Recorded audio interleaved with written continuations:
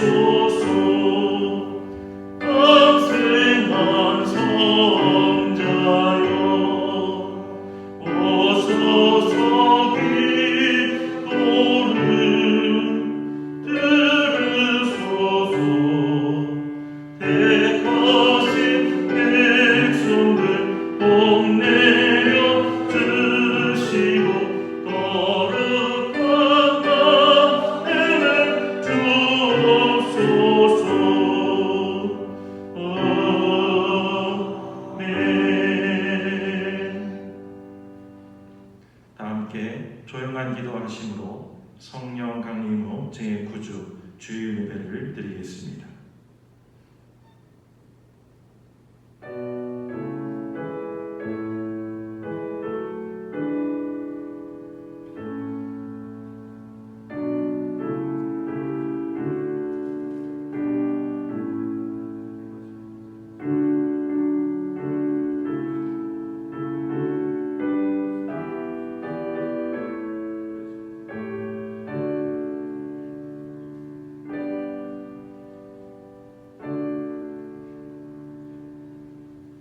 할렐루야. 하늘에서 주님을 찬양하여라.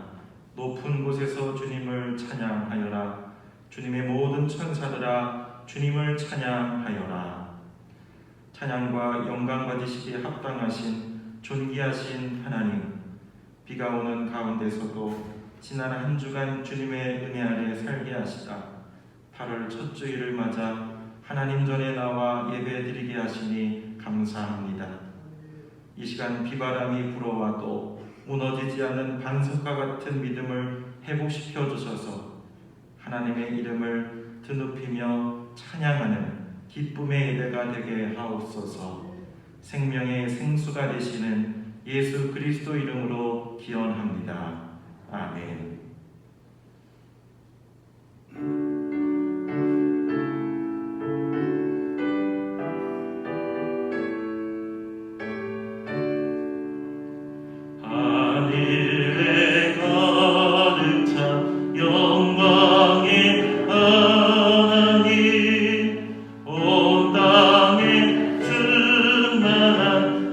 존귀하신 하나님,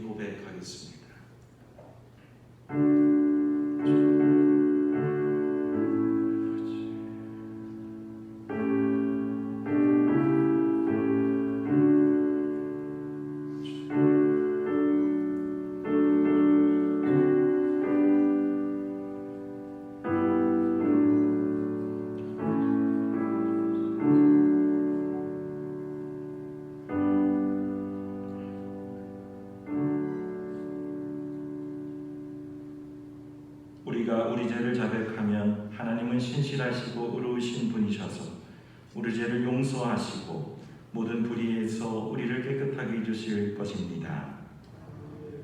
교독문 22번 시편 37편 말씀을 교독하겠습니다.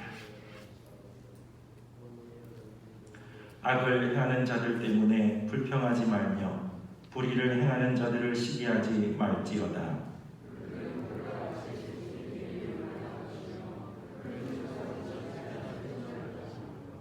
여호와를 의뢰하고 선을 행하라. 땅에 머무는 동안 그의 성실을 먹을거리로 삼을지어다.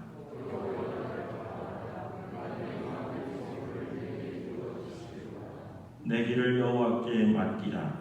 그를 의지하면 그가 이루시고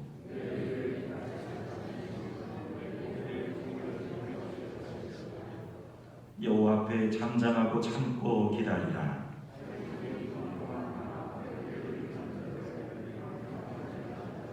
다 같이 분을 그치고 노를 버리며 불평하지 말라. 오히려 악을 만들 뿐이라. 아멘. 사도신경으로 신앙을 고백하겠습니다. 전능하사 천지를 만드신 하나님 아버지를 내가 믿사오며 그 외아들 우리 주 예수 그리스도를 믿사오니 이는 성령으로 잉태하사 동정녀 마리아에게 나시고 본디오 빌라도에게 고난을 받으사 십자가에 못 박혀 죽으시고 장사한 지 사흘 만에 죽은 자 가운데서 다시 살아나시며 하늘에 오르사 전능하신 하나님 우편에 앉아 계시다가 저리로서 산자와 죽은 자를 심판하러 오시리라. 성령을 믿사오며 거룩한 공회와 성도가 소리교통하는 것과 죄를 사하여 주시는 것과 몸이 다시 사는 것과 영원히 사는 것을 믿사옵나이다. 아멘.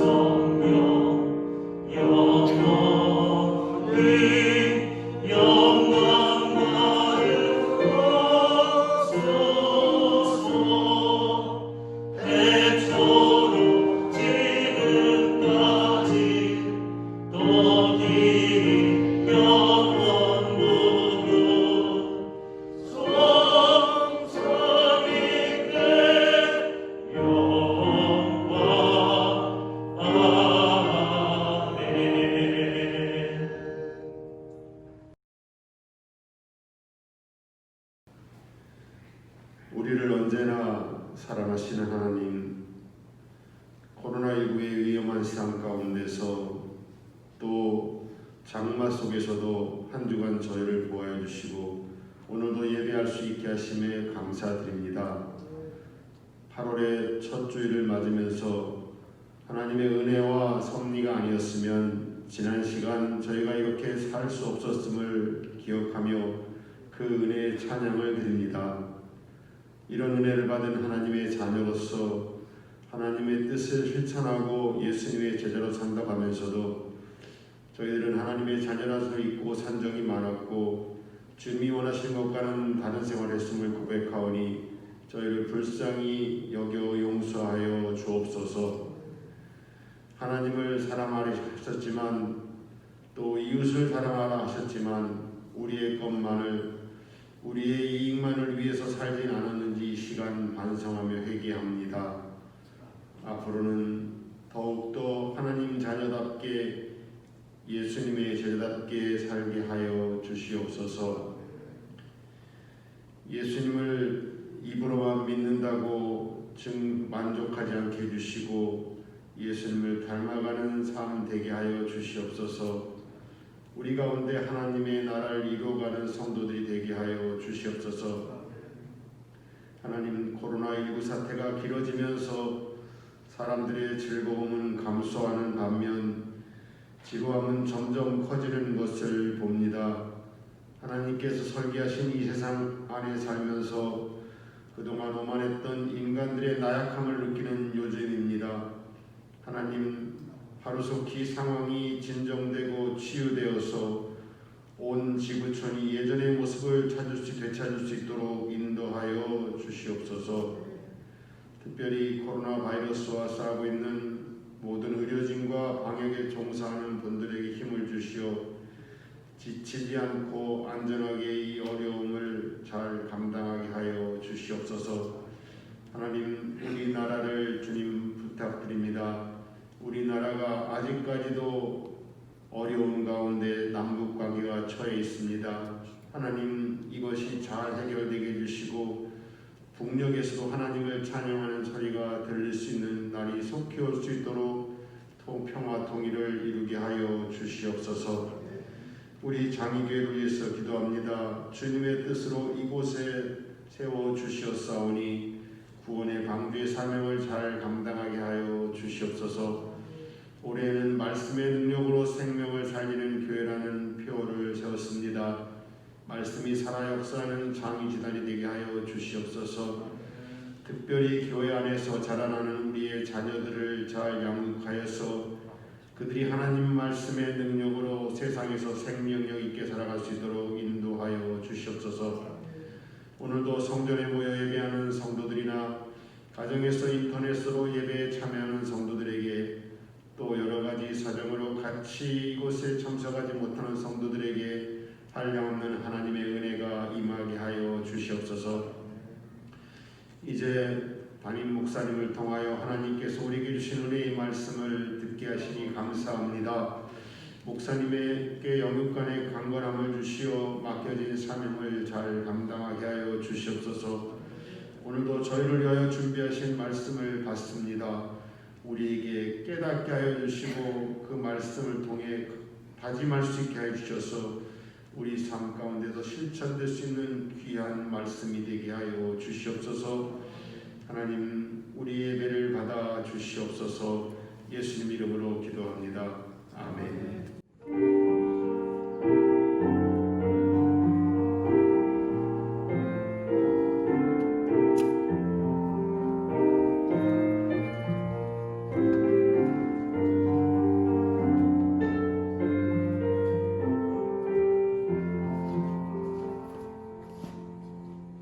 다같이 자리에서 일어나셔서 찬송 50장을 들으며 응원하겠습니다.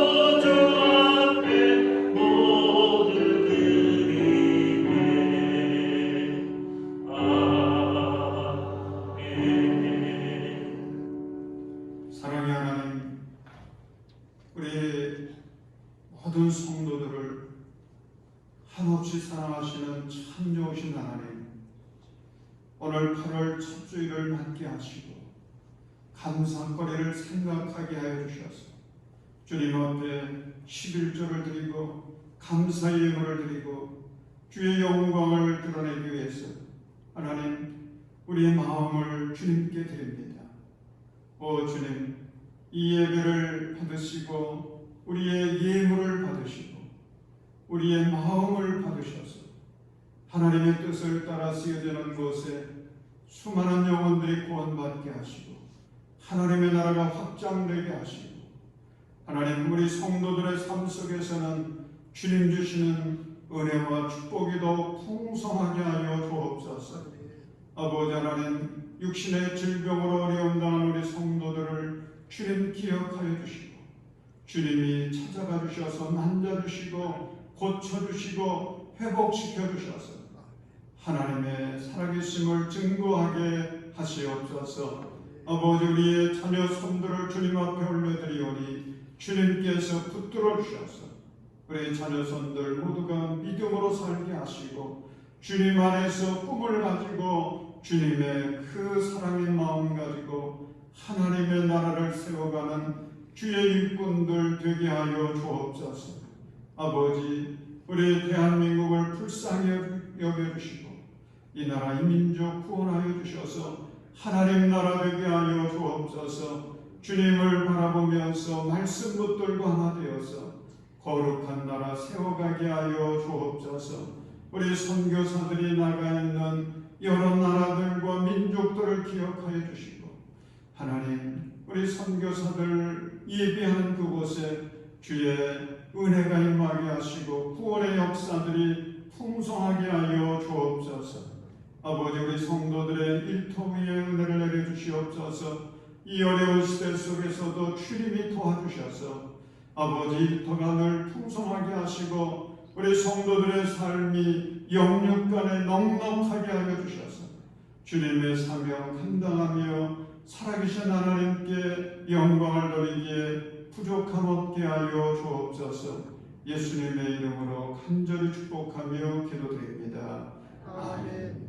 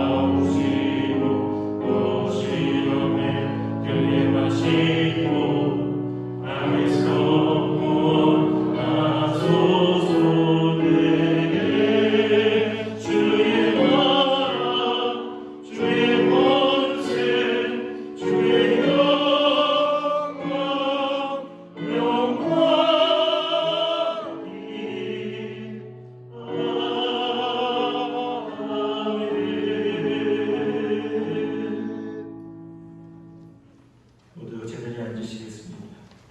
교회 소식을 전해드리겠습니다. 주일을 맞아 예배에 참여하신 모든 분들을 주님의 이름으로 환영하며 주님의 은혜가 충만하시기를 바랍니다. 주일 예배 8시 1부 예배, 10시 50분 2부 예배로 모이고 영상 예배는 1부 예배를 녹화하여 11시에 보내드립니다. 교회 학교 예배는 부서별로 모이고 3040 한사람 공동체는 주일 오후 2시 줌 화상 예배로 모입니다. 점심 대신 두유가 준비되어 있습니다. 원하시는 분들은 주방에서 받아가시기 바랍니다.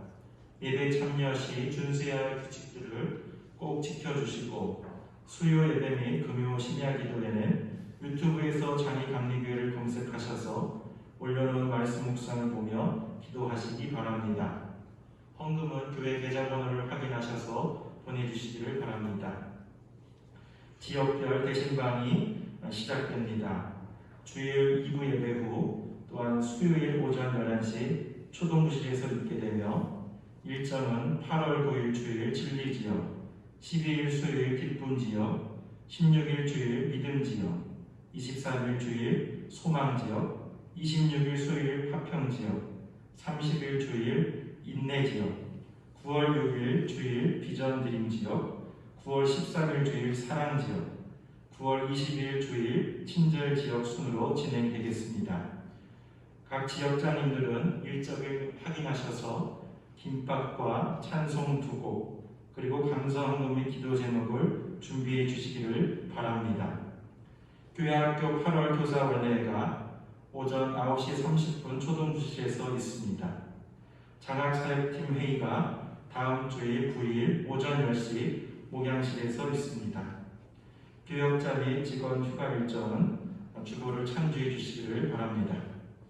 교우 소식, 송기복 집사님 모친 정용란 성도님께서 지난 29일 소천하셔서 31일 은혜 중에 장례를 잘 마쳤습니다. 우리 송기복 집사님과 그 가정을 위하여서 기도해 주시고 위로해 주시기를 바랍니다. 또한 윤영환 집사님, 김인현 집사님 자녀 윤원근 청년이 내일 3일 논산훈련소로 입대합니다. 건강하게 잘 다녀올 수 있도록 기도해 주시기를 바랍니다. 이어서 성경을 봉독해 드리겠습니다. 오늘 하나님께서 우리에게 주신 말씀은 출애굽기 4장 10절에서 20절 말씀입니다. 출애굽기 4장 10절에서 20절 말씀을 봉독해 드리겠습니다. 모세가 주님께 아뢰었다. 주님, 죄송합니다. 저는 본래 말주주가 없는 사람입니다. 전에도 그랬고 주님께서 이 종에게 말씀을 하고 계시는 지금도 그러합니다. 저는 입이 둔하고 혀가 무딘 사람입니다. 주님께서 그에게 말씀하셨다. 누가 사람의 입을 지었느냐? 누가 말 못하는 이를 만들고 듣지 못하는 이를 만들며 누가 앞을 볼 수 있는 사람이 되게 하거나 안 못 보는 사람이 되게 하느냐? 바로 나 주가 아니더냐? 그러니 가거라. 내가 말하는 것을 내가 돕겠다. 내가 할 말을 할 수 있도록 내가 너에게 가르쳐 주겠다. 모세가 머뭇거리며 주님 죄송합니다. 제발 보낼 만한 사람을 보내시기 바랍니다 하고 말씀드리니 주님께서 모세에게 크게 노하시어 말씀하셨다. 왜 이 사람이 너의 형 아론이 있지 않느냐? 나는 그가 말을 잘하는 줄 안다. 그가 지금 너를 만나러 온다.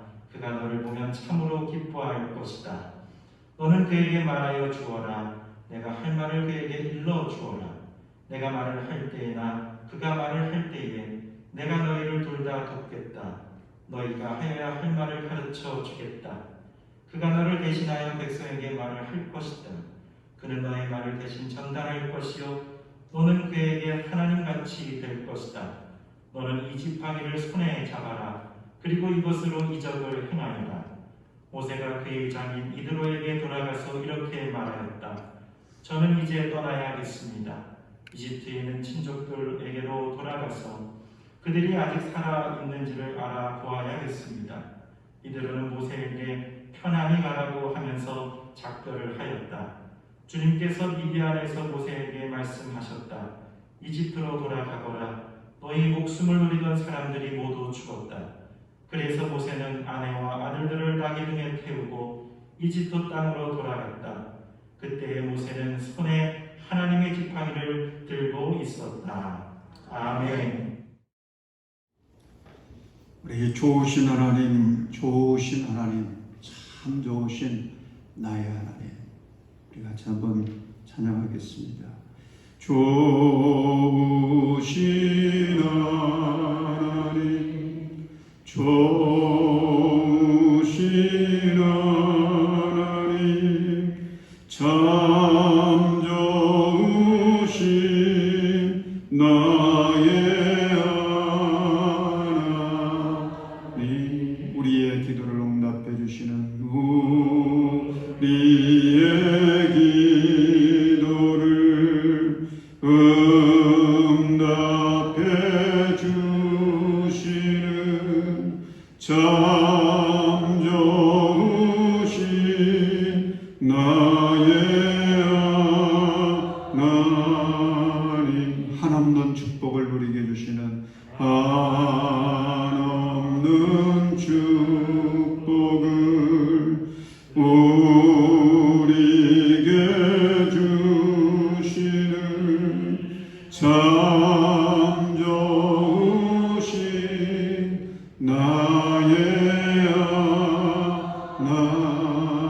하나님. 우리 참 좋으신 하나님께 박수로 영광을 돌리십시다. 할렐루야. 오늘은 무엇을 붙잡고 있습니까? 라는 제목으로 함께 은혜를 나누겠습니다. 어느 목사님이 혼자 등산을 하다가 그만 실족을 해서 절벽 쪽으로 떨어졌습니다. 천만다행으로 절벽 중간에 나 있는 나뭇가지를 움켜 주었습니다. 간신히 목숨을 구한 목사님, 절벽 위에 대고 큰 소리로 외칩니다. 사람 살려, 위에 누구 없어요. 그러자 위에서 목소리가 들려왔습니다. 아들아, 염려하지 말아라. 내가 여기 있노라. 목사님은 너무나 반가운 마음에 누구십니까? 그랬더니 나는 너의 하나님이니라. 목사님은 다급한 목소리로 빌었습니다. 주님, 저를 여기서 구해주신다면 저의 남은 목숨을 주님을 위해 바치겠습니다. 그랬더니 하나님께서 즉시 대답해 주셨습니다. 좋다, 아들아. 내가 너를 구해주리라. 내가 잡고 있는 나뭇가지를 놓아라. 그래서 놀란 목사님. 아니 주님, 무슨 말씀을 하십니까? 이 나뭇가지 놓으면 저는 죽습니다. 그랬더니 하나님 말씀하십니다. 아니다, 아들아. 믿음을 가지고 그 나뭇가지를 놓거라. 그러자 목사님이 잠깐 동안 망설이다가 위를 향해서 큰 소리로 외쳤다고 합니다. 그 위에 하나님 말고 다른 사람 없습니까? 사랑하는 여러분, 여러분은 지금 낭떠러지 같은 이 위험하고 아슬아슬한 인생살이에서 무엇을 잡고 계십니까? 현대인들이 제일 많이 잡고 있는 것이 돈줄입니다. 모두가 돈줄을 꽉 붙잡고 있습니다. 돈에 소망을 두고 돈을 의지하며 살아가는 것입니다. 여기에는 체면이고 무구가 없습니다. 이 돈줄 잡아야 내가 살 수 있다고 하는 그런 마음 때문에 악착같이 잡습니다. 요즘 젊은이들까지도 보면 옛날 우리 젊었을 때하고는 좀 다른 것 같아요. 젊은이들의 소망이 돈입니다. 1억 모으기, 3억 모으기, 10억 모으기. 내가 붙잡고 살아가야 될 돈줄 마련하는데, 준비하는데 집중합니다. 그게 있어야 내가 산다는 거죠. 그래서 신앙생활 하면서 현대 크리스천들이 제일 힘들어하는 게 헌금하는 거예요. 주일헌금은 다른 사람들이 별로 신경 쓰지 않아도 되기 때문에 쉽게 못합니다. 안 합니다. 11조헌금은 너무 아깝거든요. 이게 얼마나 아까운지. 그래서 못합니다. 감사헌금은 감사라고 하는 게 마음으로 하면 되지 꼭 헌금으로 해야 되나 그런 생각이 들어서 감사헌금 못합니다. 그러니 하나님을 믿고 산다고는 하는데 실상은 하나님을 믿는 것이 아니라 뭘 믿어요? 돈 믿는 거죠. 하나님을 의지하며 사는 것이 아니라 돈을 의지하는 것입니다.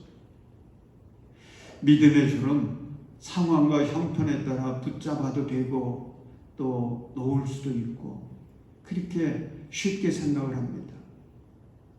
그런데 돈줄은 한 번 놓치면 죽는다. 이런 생각을 가지고 얼마나 악착같이 잡고 살려고 하는지요. 그러니 이게 신앙생활이라고는 하는데 신앙생활이 아니라 차라리 취미생활이라고 해야 되지 않겠습니까? 마태복음 19장에는 어느 부자 청년의 이야기가 나옵니다. 그 청년이 예수님께 와서 물었습니다. 선생님, 내가 영원한 생명을 얻으려면 무슨 선한 일을 해야 합니까? 참 얼마나 거룩한 소망입니까? 나는 영원한 소망을, 생명을 얻고 싶습니다. 그런데 무슨 일을 해야 이 영생을 얻을 수 있겠습니까? 저는 우리 교회의 청년들 또 3040 젊은이들이 특별히 이런 고민을 좀 깊이 했으면 좋겠어요. 진지하게 했으면 좋겠습니다. 어떻게 하면 내가 영생을 얻을 수 있을까? 이 청년이 그런 고민거리를 갖고 와서 주님께 질문한 것입니다. 그때 예수님이 말씀하십니다. 계명들을 지켜라. 그랬더니 청년이 어느 계명들을 지켜야 합니까? 그러자 예수님께서 대답하십니다. 살인하지 말아라, 간음하지 말아라, 도둑질하지 말아라, 거짓 증언하지 말아라, 아버지 어머니를 공경하여라, 그리고 내 이웃을 내 몸과 같이 사랑하여라. 그랬더니 이 청년의 대답 참 감동적입니다. 나는 이 모든 것을 다 지켰습니다. 아직도 무엇이 부족합니까? 여러분, 여기까지 우리가 보면 이 청년은 참 대단한 믿음의 사람이에요. 이런 모든 계명을 다 지켰다는 것. 감동이 되지 않습니까? 영생의 소망을 가지고 신실하게 하나님의 뜻을 따라 산 것입니다. 그러자 예수님께서 그에게 말씀하시죠. 내가 완전한 사람이 되려고 하면 가서 내 소유를 팔아서 가난한 사람에게 주어라. 그리하면 네가 하늘에서 부활을 차지하게 될 것이다. 그리고 와서 나를 따라라. 여러분, 이 말씀은요, 내가 지금 붙잡고 있는 돈줄 그거 내려놓고 하나님을 붙잡으라는 것입니다. 온전히 붙잡으라는 것입니다. 그런데 이 청년이 어떻게 반응합니까? 성경에 이렇게 기록되어 있습니다. 22절, 그 젊은이는 이 말씀을 듣고 근심을 하면서 떠나갔다. 그에게는 재산이 많았기 때문이다. 여러분, 이 청년에게서 오늘 현대 크리스천들의 모습을 발견할 수 있지 않습니까? 이것이 우리의 모습은 아니지요. 베드로는 이 청년이 떠나간 후에 예수님께 질문을 합니다. 보십시오, 우리는 모든 것을 버리고 선생님을 따랐습니다. 그러니 우리가 무엇을 받겠습니까? 이 말은 우리는 예수님 때문에 그동안 우리는 세상 것 붙들고 그렇게 살았는데 예수님 때문에 이제는 모든 세상적인 것들, 그 줄들을 붙잡고 있던 것들을 내려놓고 이제는 예수님만 붙들고 우리는 살고 있습니다. 그런데 무엇을 주님은 보상해 주실 건지요? 묻는 것입니다. 그때 예수님께서 마태복음 19장 28절, 29절 아주 유명한 말씀을 하시죠. 우리 같이 읽어보겠습니다. 시작. 예수께서 그들에게 말씀하셨다. 내가 진정으로 너에게 말한다. 새 세상에서 인자가 자기의 영광스러운 보좌에 앉을 때에 나를 따라온 너희도 12보좌에 앉아서 이스라엘 12지파를 심판할 것이다. 내 이름을 위하여 집이나 형제나 자매나 아버지나 어머니나 자식이나 땅을 버린 사람은 100배나 받을 것이요 또 영원한 생명을 물려받을 것이다. 아멘. 저는 이 말씀을 보면서 역사를 보고 생각해 보니까 깜짝 놀랐어요. 예수님의 약속하신 말씀들 제자들에게 다 임했습니다. 그래서 제자들의 그 이름이 역사의 길에 남는 존귀한 이름이 된 것입니다. 그들이 붙들고 살았던 걸 내려놓고 예수님 붙들었던 것, 예수님 때문에 모든 걸 버린 거, 그것이 얼마나 귀한 축복의 열매를 맺었는지. 사랑하는 여러분, 예수님 우리들을 향해 선포하십니다. 세상의 물질 붙잡지 말고 하나님을 붙잡아라. 예수님을 붙잡아라. 그러면 더 아름답고 가치 있는 풍성한 축복의 삶이 된다고 우리에게 말씀하십니다. 여러분, 오늘 본문을 보십시오. 오늘 본문 20절은 모세가 사명을 받고 하나님의 사명을 받고 이제 이스라엘을 향해서 이집트를 향해서 출발하는 그런 장면입니다. 그런데 이때 모세는 무엇을 붙잡고 가고 있습니까? 20절 보면 그때의 모세는 손에 하나님의 지팡이를 들고 있었다. 이집트를 향해서 가고 있는 하나님의 사명을 감당하기 위해서 떠나고 있는 이 모세의 손에는 지팡이가 들려 있었다. 이걸 개역개정 성경에서는 이렇게 표현했습니다. 모세가 하나님의 지팡이를 손에 잡았더라. 여러분, 모세를 보십시오. 하나님의 부르심을 받기 전과 받은 이후에 삶의 놀라운 변화를 발견할 수가 있습니다. 그 핵심은 붙잡은 게 달라진 것입니다. 하나님의 부르심을 받기 전에, 하나님을 만나기 전에, 하나님의 사명을 받기 전에 그가 붙잡고 산 것은 자신의 능력이었습니다. 오늘 본문에 보면 그 사실을 우리가 발견할 수 있죠. 그는 자신의 지식과 재능과 건강과 힘을 의지하고 살아왔던 것입니다.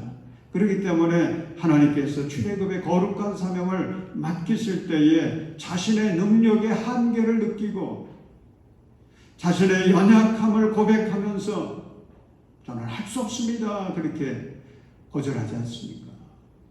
내 힘으로는 할 수 없다는 거예요. 왜요? 내 능력으로 지금까지 살아왔거든요. 그걸 붙들고 살고 있거든요. 그러니 하나님께서 주시는 그 사명, 그 대단한 사명, 내 힘 가지고는 못한다는 거, 솔직한 고백이죠. 10절을 보십시오. 모세가 주님께 아뢰었다. 주님, 죄송합니다. 저는 본래 말재주가 없는 사람입니다. 전에도 그랬고 주님께서 이 종에게 말씀을 하고 계시는 지금도 그럽니다. 저는 입이 둔하고 혀가 무딘 사람입니다. 그런데 11절, 12절을 보십시오. 하나님은 자신의 능력을 붙들고 살아가는 이 모세에게 눈을 들어서 전능하신 하나님을 바라보게 하십니다. 주님께서 그에게 말씀하셨다. 누가 사람의 입을 지었느냐? 누가 말 못하는 일을 만들고 듣지 못하는 일을 만들며 누가 앞을 볼 수 있는 사람이 되게 하거나 앞 못 보는 사람이 되게 하느냐? 바로 나 주가 아니더냐? 그러니 가거라. 내가 말하는 것을 내가 돕겠다. 내가 할 말을 할 수 있도록 내가 너에게 가르쳐 주겠다. 참 사람이 한번 마음을 먹고 어떤 생각을 갖게 되면요, 그거 바꿔놓기 참 어렵잖아요. 참 어렵습니다. 모세도 마찬가지였습니다. 13절 보면 모세가 머뭇거리며 주님 죄송합니다. 제발 보낼 만한 사람을 보내시기 바랍니다. 그런데 17절 보십시오. 모세의 고집도 대단하지만 하나님의 고집은 더 대단합니다. 그래서 포기하지 않으시고 그런 모세를 향해서 화를 내시면서 강권하십니다. 너는 이 지팡이를 손에 잡아라. 그리고 이것으로 이적을 행하여라. 너는 이 지팡이를 손에 잡아라. 여러분, 너는 이 지팡이를 손에 잡으라고 하는 이 말씀은 너의 지식, 너의 재주, 너의 체력, 너의 능력을 의지하지 말고 하나님의 능력을 의지하라는 것입니다. 너의 제한적인 능력을 붙잡지 말고 함께 하시고 도우시는 전능하신 하나님을 붙들고 나아가라는 것입니다. 그러면 너도 위대한 일을 할 수 있다고, 기적을 이룰 수 있다고, 하나님의 사명을 넉넉히 감당할 수 있다고 말씀하시는 것입니다. 그런데 20절을 보십시오. 드디어 모세는 이집트를 향해 떠나갑니다. 그때 모세는 하나님의 지팡이를 손에 붙잡고 전진해 갑니다. 그가 잡은 것은 지팡이였습니다. 여러분, 모세가 하나님을 붙잡았습니다. 하나님을 의지합니다. 그랬더니 그의 인생에 놀라운 일들이 일어나지 않습니까? 이집트 땅에서 10가지 재앙이 일어납니다. 백성들을 이끌고 가나안을 향해서 갈 때에 한 걸음도 더 나아갈 수 없는 홍해 앞에 서게 됩니다. 그런데 그 막다른 골목과 같았던 그 홍해 앞에서 길을 만들어냅니다. 목마름의 위기 속에서 반석을 치니 생수가 솟아나서 살아나게 됩니다. 자신의 능력으로는요, 상상조차도 할 수 없었던 놀라운 일들을 경험하게 된 것입니다. 여러분, 사람은 무엇을 잡고 사느냐, 무엇을 잡고 사느냐, 이것에 따라서 인생이 달라진다는 것을 믿으시기 바랍니다. 무엇을 잡고 사느냐, 인생이 달라져요. 모세가 자기의 능력을 붙잡고 살아갈 때는 평범한 광야의 먹덩이였습니다. 그런데 하나님을 붙잡고 나아갈 때에 민족을 구원해내는 민족의 지도자가 됩니다. 하나님의 뜻을 이루어가는 하나님의 일꾼으로 모세가 인생이 바뀌는 거예요.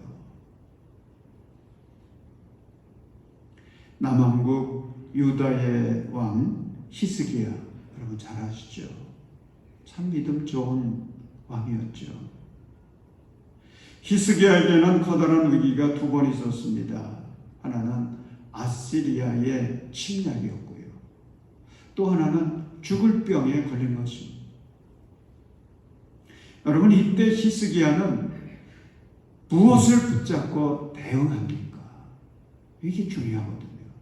그가 그때 무엇을 잡았느냐?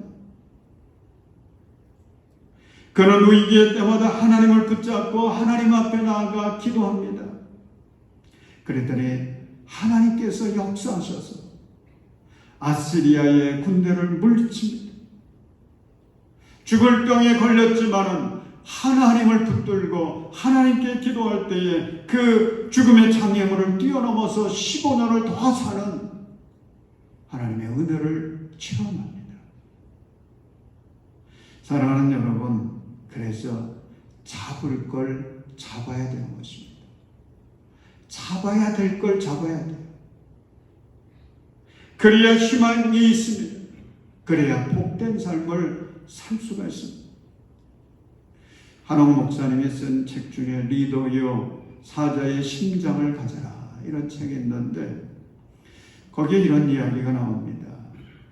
세계 제1차 대전 당시 미국과 영국을 주축으로 한 서방 연합국들이 독일, 이태리, 일본에 맞서 싸우지 않았습니까? 전쟁이 치열하게 진행될 당시에 그 미국의 대통령 루즈벨트가 이런 말을 했다고 해요. 이 다리를 건널 수만 있다면 악마와도 손을 잡겠다. 얼마나 위급한 상황이었으면 이런 말까지 했겠습니까?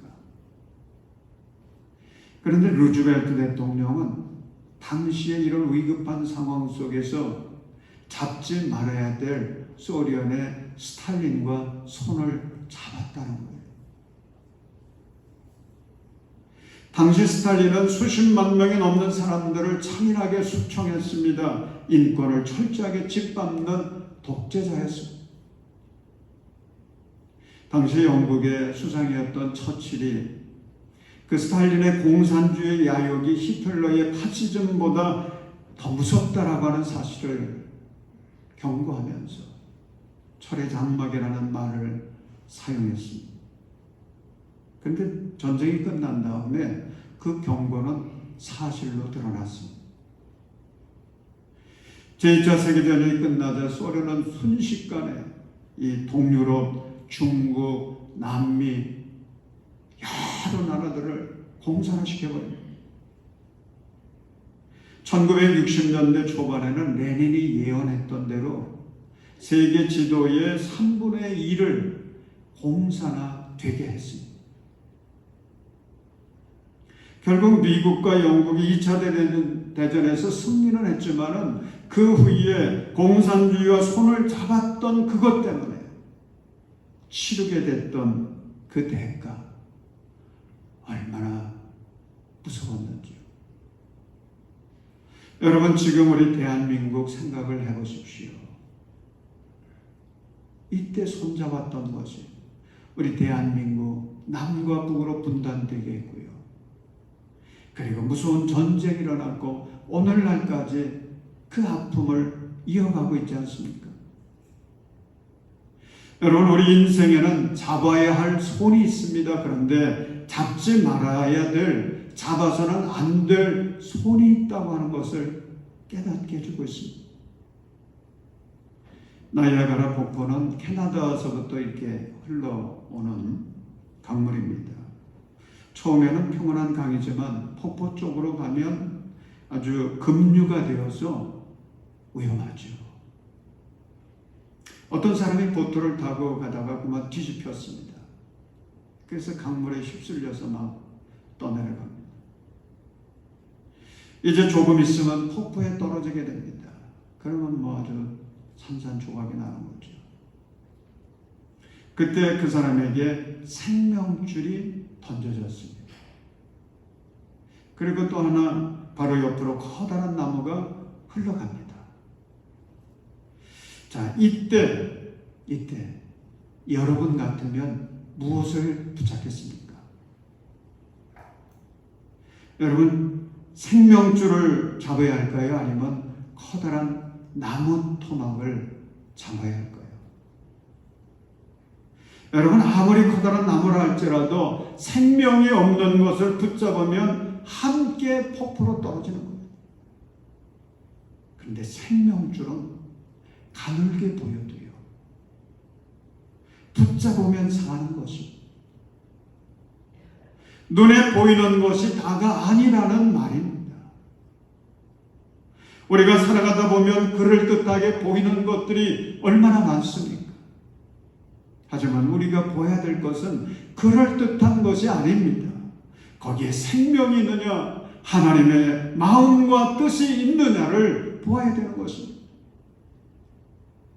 성경은 우리에게 증언하는 것이 있습니다. 우리에게 끊임없이 증언해주고 있는 것, 하나님은 하나님의 생각대로 사는 자들을 결단코 내버리지 않으신다고 하는 것. 사랑하는 여러분, 오늘 말씀을 이렇게 맺고 싶습니다. 하나님께 손을 내미십시오. 하나님께 손을 내미십시오. 하나님께서 제일 싫어하는 것이 있습니다. 그것은 하나님의 사람이 하나님이 아닌 다른 것에 손을 내미는 것 아주 싫어하세요. 우리 하나님의 백성들에게는 자존심 상하는 일입니다. 긍정적 사고를 이야기한 노만 빈센트 필 박사는 이런 조언을 해주고 있습니다. 문제를 붙잡은 당신의 손을 하나님의 손 안에 넣으십시오. 그래야만 당신의 문제가 하나님의 문제가 될 것입니다. 우리 인생의 성패는 무엇을 붙잡느냐에 달려있는 것입니다. 잡을 것을 잡으십시오. 내가 지금까지 잘못 잡았다고 한다면 즉시 내려놓으십시오. 그리고 생명의 줄을 붙잡으십시오. 사랑하는 여러분, 8월을 시작합니다. 지금 여러분은 무엇을 잡고 있습니까? 무엇을 잡고 있습니까? 세상 것을 붙잡고 있습니까? 그건 내려놓고 하나님의 손을 붙잡으십시오. 내 능력을 붙잡고 있습니까? 그거 내려놓고 하나님의 능력을 붙잡으십시오. 그래서 모세같이, 히스기야같이, 제자들같이 하나님의 비전과 사명을 이루면서 하나님께 귀하게 쓰임받는 복된 인생들 되시기를 주님의 이름으로 축원합니다. 우리 기도하겠습니다. 우리를 한없이 사랑하신 하나님, 저희가 너무나 어리석어 세상 것을 붙잡고 내 능력을 붙잡고 살아갑니다. 하나님, 우리들을 긍휼히 여겨주셔서 손 내미시며 하나님의 손을 잡으라고 하시니 감사합니다.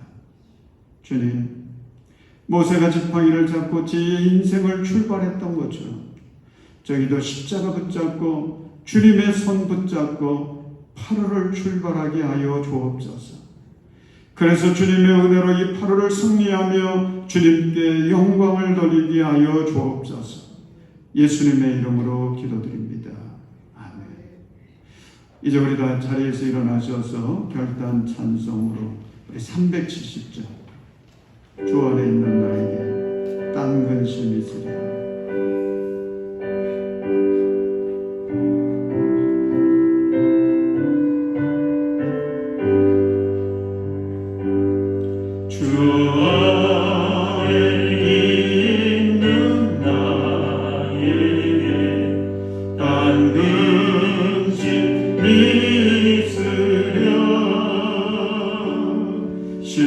십자가 밑에